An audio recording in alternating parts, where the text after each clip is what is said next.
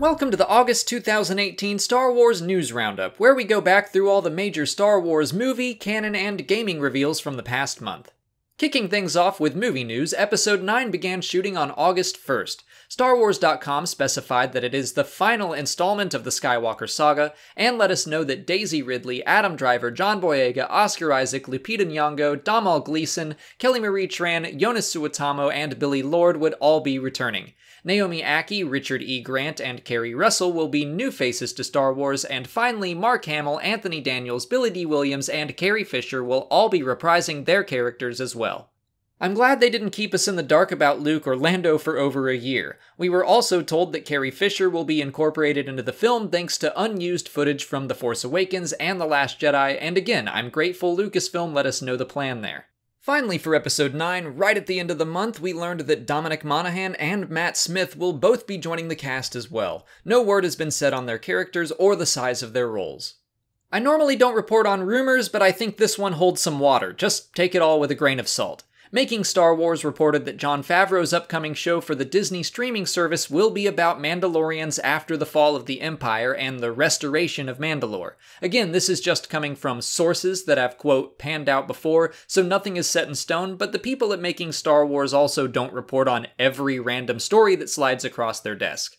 Speaking of the streaming service, Bob Iger suggested that late 2019 will be the launch date, and that only Star Wars movies produced in 2019 or after will be on the service, at least for the time being. Netflix likely has Rogue One and The Last Jedi tied up at the moment, and other television distributors have the rights to the original and prequel trilogies. There's already been talk of Disney trying to buy those rights back, but they aren't making any promises for the launch of the service. And finally, in television news, the Star Wars Resistance First Look trailer dropped on August 17th. It's only a minute long and doesn't give away much about plot or characters at all, but the first episode will premiere on October 7th. The HTML code of all things on StarWars.com suggests that at least the first season will take place 6 months prior to the events of The Force Awakens and The Last Jedi. A featurette about the main cast of the show, Team Fireball, was also released that gives us a closer look at 4 of the characters and some sparse hints towards the main plot. And finally from me, in a more personal note, as I will be at DragonCon when this video comes out, Boba Fett actor Jeremy Bulloch has announced his retirement from the convention circuit. He was a frequent guest of DragonCon and many other conventions, and I just wanted to extend my gratitude for the time he spent meeting fans. But that's it for movie and TV and canon news, so now I'll throw things over to Elliot from Battlefront Updates for gaming news. Thank you, Alex. Starting off with the gaming news, we have quite a lot for Battlefront 2. First of all, the Elite Core update dropped on August 29th, including the 41st and 327th skins that you can buy for either crystals or credits. And you can now also get emotes and victory poses for credits and crystals, something that has been requested for quite a while.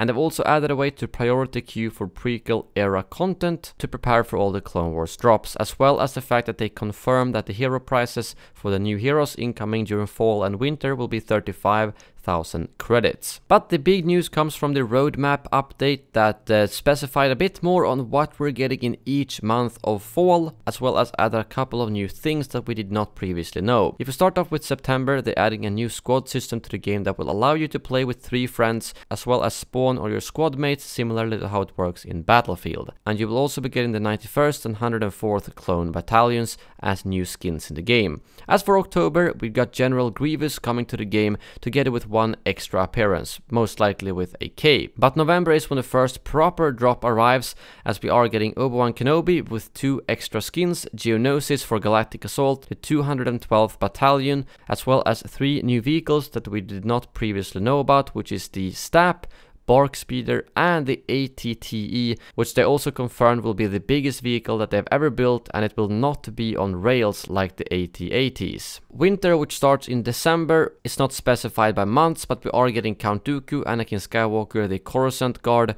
the 501st, as well as a large-scale game mode where you will be capturing command posts and taking down capital ships. And they've also confirmed that both Count Dooku and Anakin Skywalker will have extra skins. and that winter content can probably be spanning from anywhere from December up to February. Moving on, both Galaxy of Heroes and Force Arena has gotten their normal cadence of balancing and game updates, and they also added a new character to Galaxy of Heroes, Embo, one of my favorite bounty hunters from the Clone Wars series. As for Star Wars The Old Republic, the Galactic Legend update arrived in August, which included a new arena, the Mandalorian Ring, a new stronghold, Rishi Hideout, as well as additional PvP battles.